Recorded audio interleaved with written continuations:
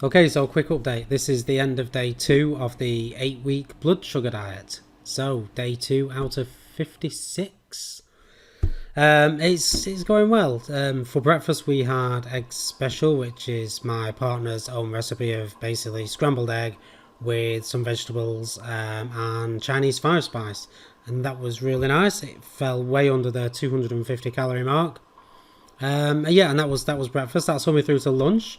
And for lunch, we had ham wrapped cheesy mushrooms, which are the portobello mushrooms with cream cheese in the middle and wrapped with parma ham and with some chili and spring onion in there as well. They were amazing. So I would highly recommend that. You can find the recipe if you go to my Facebook page, which is facebook.com/WillSBSD. There is a post on there with a picture of the mushrooms and a link to the recipe, which was from the bloodsugarddiet.com/recipes. And that was amazing. I would highly recommend that. Really tasty.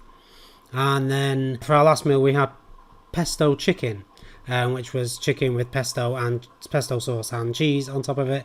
We did some vegetables with that. That was also really nice and really filling. It was a full chicken breast, so that's filled me up for the rest of the day, hopefully. I haven't quite hit my water target. I've had about 1.5 litres, so I'm nearly there, and I'm okay for food.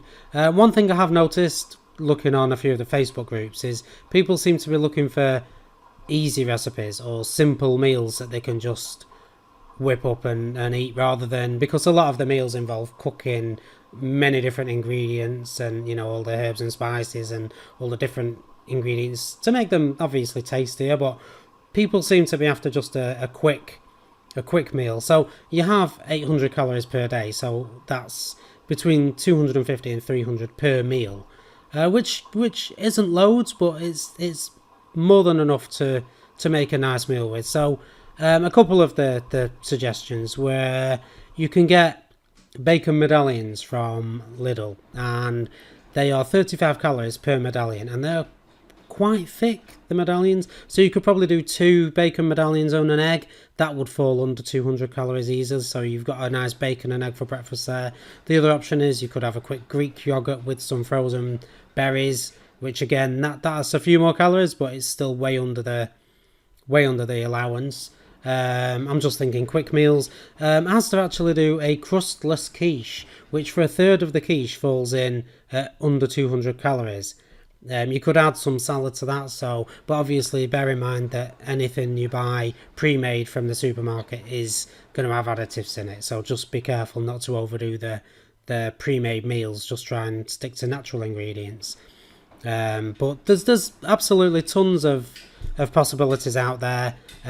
If you go to myfitnesspal.com/food and search for any particular food, you can see how many calories and how many carbs are in it, but obviously it's a low carb diet, so I've been aiming at sticking under 50 grams per day. Obviously spreading that out across the meal. It's no good having one meal that's got 50 grams in it and then none for the other 2. You need to try and spread your carbs out across the day as well. So I've been aiming at keeping under 50 grams, but that is not essential as long as it's the right kind of carbs. You want something with a low GI, which is a slow release, because the starchy carbs like your potatoes and your pasta, you want to avoid them, but the lower GI ones, you're probably safe to have. You could probably go over 50 grams, maybe up to 100 grams. I'm not a nutritionist. Don't take my word for it. I'm not a doctor. I'm not a nutritionist. Read the book thoroughly.